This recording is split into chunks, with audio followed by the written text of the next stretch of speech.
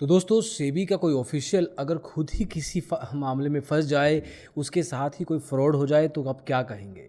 वहीं पे अगर फॉरेन इन्वेस्टर्स 30,000 करोड़ एक ही महीने में निकाल लें इंडियन स्टॉक मार्केट से, तो भी आपको कहेंगे कि इसके बारे में थोड़ा और बताओ। देन क्रिप्टो करेंसी की बागडोर किसके हाथ में होगी, और सेबी अगर फाइन लगाता है उसी डायरेक्शन में एक फाइन का एपिसोड और निकल जाए तो you would want to know more. इस न्यूज़ के वीडियो में आज ये सब खबरें कवर करेंगे जिसमें स्टॉक मार्केट इंडस्ट्री में जो भी सब हो रहा है वो सब डिटेल में बयां करेंगे ताकि आप अवेयर रहें इंडस्ट्री में मूवमेंट से। तो आइए शुरू करते हैं।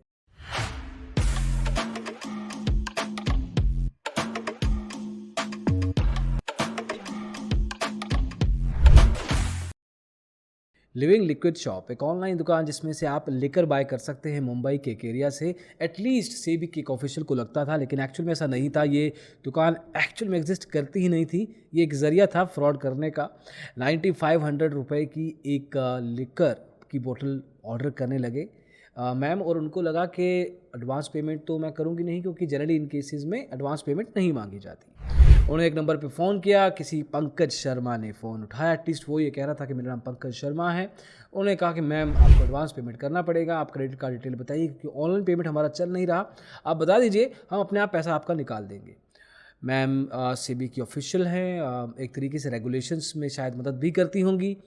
इस बात में शायद उनको समझ नहीं आया और चुपचाप उन्होंने अपना क्रेडिट कार्ड नंबर दे दिया। पहली ट्रांज़ैक्शन जब हुई तो उनकी जेब में से, मतलब क्रेडिट कार्ड में से काटे गए 62,000 रुपये। जी हाँ। अब इस पे कहा कि ये पैसे किस तरह से कट रहे हैं, तो पंकज शर्मा जी ने कहा कि ओह गलती से हो गया, मैं वापस करता हूँ। एक काम करते हैं, मैं आपके लिए रिवर्सल ट्रांजैक्शन करता हूँ, उसके लिए एक ओटीपी और आएगा, वो भी दे दीजिए। मैम ने चुपचाप फिर से ओटीपी दे दिया। इस बार 61,000 रुपये निकाल लिए। अब एक तरीके से 1,23,000 रुपये जा चुके हैं। अब इन्होंने कहा कि यार आपके ना क्रेडिट कार्ड में इशू है। पंकज जी जो कि लिकर की ये शॉप चलाते थे, लिविंग लिक्विड शॉप, मैम ने उनकी बात मान ली कि शायद हाँ मेरे क्रेडिट कार्ड में दिक्कत हो। उन्होंने कहा कि आपके पास कोई और क्रेडिट कार्ड है, तो मैम ने कहा हाँ है। तो लेट्स मैम वहाँ पे ट्राई करते हैं, मैं आपको वहाँ पे रिवर्स कर देता हूँ। इस बार मैम ने कहा नहीं नहीं, मैं क्रेडिट कार्ड कंपनी को कॉन्फ्रेंस में लूँगी और आपकी बात वहाँ पे करवाऊँगी कि ऐसी दिक्कत क्यों हो रही है। लेकिन वो बात कराते करवाते ओटीपी मांग लिया गया पंकज शर्मा के द्वारा और कहा कि ये ओटीपी दे दीजिए, इस बार तो हो गया मैम। मैम ने फिर दे दिया। इस बार 20,200 रुपये कट गए और वहीं पे दूसरी तरफ क्रेडिट कार्ड कंपनी का एग्जीक्यूटिव बता रहा है मैम ओटीपी कभी भी पैसा वापस लेने के लिए नहीं होता है, पैसा निकालने के लिए होता है। लेकिन तब तक देर हो चुकी थी। करीब 1,43,000 रुपये का ओवर ड्यूपिंग हुआ। 9500 अलग से दिए थे क्योंकि लिक्वर की शॉप में से लिक्कर चाहिए था। 1.53 लाख रुपीज़ का नुकसान हुआ। सेबी की ऑफिशियल, सीनियर सेबी की ऑफिशियल है, ऐसा भी नहीं कि मिड लेवल है, सीनियर सेबी की ऑफिशियल। अब उनके खिलाफ एफआईआर तो रजिस्टर हो गई है, लेकिन आगे मुद्दा क्या होगा देखने बनता है। लेकिन आप भी इन चीज़ों से सबक ले सकते हैं कि ओटीपी दे के कहीं भी ऑनलाइन या किसी भी लेवल पे जब पैसे की बात आती है, जनरली ओटीपी बहुत सारी चीज़ों में यूज़ होते हैं, लेकिन जब ट्रांजैक्शनल ओटीपी यूज़ होता है उस केस में अपना ओटीपी कभी शेयर मत कीजिए। सीनियर सेबी ऑफिशियल ने ये चैप्टर, ये लेसन थोड़ा मुश्किल तरीके से सीखा। हालांकि सेबी को गाइडलाइंस में ये ज़रूर ये होगा वैसे ऑलरेडी इनकी गाइडलाइंस में, तो शायद इनको अपनी गाइडलाइंस पढ़ लेनी चाहिए या थोड़े और तरीके से मार्केट करनी चाहिए ताकि ऐसी दिक्कतें इनको भी ना हो। अगली खबर आती है फॉरेन इंस्टीट्यूशनल इन्वेस्टर से जो एक तरीके से पोर्टफोलियो संभालते हैं बड़े बड़े इंस्टीट्यूशंस का। इंडियन स्टॉक मार्केट में पैसा इन्वेस्ट करते हैं अलग अलग सेक्टर्स में, और बैंकिंग सेक्टर में प्राइमरी इनका मेजर इन्वेस्टमेंट रहता है। अब देखा जाए अगर नंबर्स के हिसाब से तो अप्रैल से लेकर नवंबर तक करीब 29,136 करोड़ रुपए निकाल चुका है ये पर्टिकुलर इन्वेस्टर टाइप, और उसमें से 28,057 करोड़ सिर्फ बैंकिंग सेक्टर से निकाले हैं। अब इसमें बहुत सारी चीज़ें होती हैं, ऐसा नहीं है कि बैंकिंग सेक्टर में इनका अभी फोकस नहीं है या एक तरीके से पेसिमिस्ट हो चुके हैं या बियरिश हैं, ऐसा नहीं है। अब सिर्फ शायद ऐसा नहीं है, ऐसा हो सकता है, लेकिन और भी रीज़न होते हैं।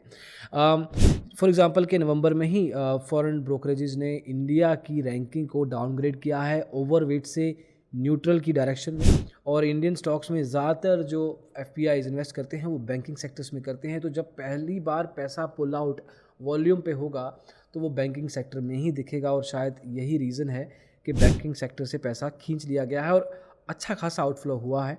तो most likely when things get better probably they are gonna come back with the money. ऐसा चलता रहता है इनफ्लो आउटफ्लो, बहुत ज़्यादा घबराने की ज़रूरत नहीं है। लेकिन ज़रूर ये देखेंगे कि आप अपने पोर्टफोलियो में देखिए कि कौन से बैंकिंग सेक्टर्स के स्टॉक्स आपके पास हैं करंटली, उसकी जो ओवरऑल होल्डिंग है, जो पैटर्न है एक तरीके से शेयर होल्डिंग पैटर्न, उसमें देखिए कि एफपीआईज में डिफरेंस कितना आया है। अगर स्पेसिफिक स्टॉक्स में ये चीज़ एक पैटर्न के रूप में चलती आ रही है कि पैसा इन एंड आउट आता रहा है जाता रहा है, तो it's okay for you. But अगर एक वॉल्यूम लेवल पे पैसा निकला है आपके ही उसी स्टॉक से जो बैंकिंग सेक्टर से आता है, तब थोड़ी दिक्कत आ सकती है। आगे चल के भी शायद कुछ ऐसा है जो उस पर्टिकुलर स्टॉक में आपको ध्यान देने की ज़रूरत है। अगली खबर दोस्तों क्रिप्टो करेंसी के बाज़ार से। क्रिप्टो करेंसी में बहुत सारी चीज़ें हो रही हैं इन टर्म्स ऑफ रेगुलेशन। अभी सरकार का मानना है कि why don't they look at SEBI ही इसकी रेगुलेशन करेगा। अभी कंफर्म नहीं है, लेकिन सेबी सामने ज़रूर आया है इस मामले में। इसको क्रिप्टो करेंसी नहीं कहा जाएगा, क्रिप्टो एसेट के रूप में देखा जाएगा। And it is gonna be different from जो डिजिटल करेंसी इंडिया खुद बना रहा है। तो crypto assets would be more like investment products as an financial asset for you, और जो डिजिटल करेंसी है वो नॉर्मल ट्रांजैक्शंस के रूप में काम आएगी। अभी के लिए दोस्तों पॉइंट इज़ कि SEBI is gonna look at it. Hopefully whatever decision that comes up, जो भी फैसला आता है वो we will come back and tell you. But there is a high possibility कि ये जो ओवरऑल क्रिप्टो एसेट्स या क्रिप्टो करेंसी का बाज़ार है वो सेबी ही देखेगा। तो जो सेबी के रूल्स हैं बहुत सारे, शायद इसके केस में नए भी बनेंगे, लेकिन बहुत सारे और मामले जहाँ पे रूल्स बने हुए हैं स्टॉक मार्केट को लेके, वही चीज़ें यहाँ पे भी एप्लीकेबल हो सकती हैं। और फाइनली दोस्तों सेबी का काम है फ़ाइन लगाना, और फ़ाइन के फ़ायदे भी हैं लगाने के, ताकि मार्केट थोड़ी क्लीन रहती है, लेकिन और भी चीज़ें देखी जा सकती हैं। अभी इस केस में 30 लाख का फ़ाइन लगाया गया है 6 लोगों के ऊपर, 5 लाख हर एक के ऊपर। सबके नाम आपके सामने स्क्रीन पे आ जाएंगे। अब ये लोग क्या कर रहे थे? ये लोग कर रहे थे आर्टिफिशियल वॉल्यूम ट्रेडिंग, मतलब एक तरीके से बीएसई के स्टॉक ऑप्शंस में ज़बरदस्ती का एक तरीके से इन्फ्लेट कर रहे थे स्टॉक ऑप्शंस को।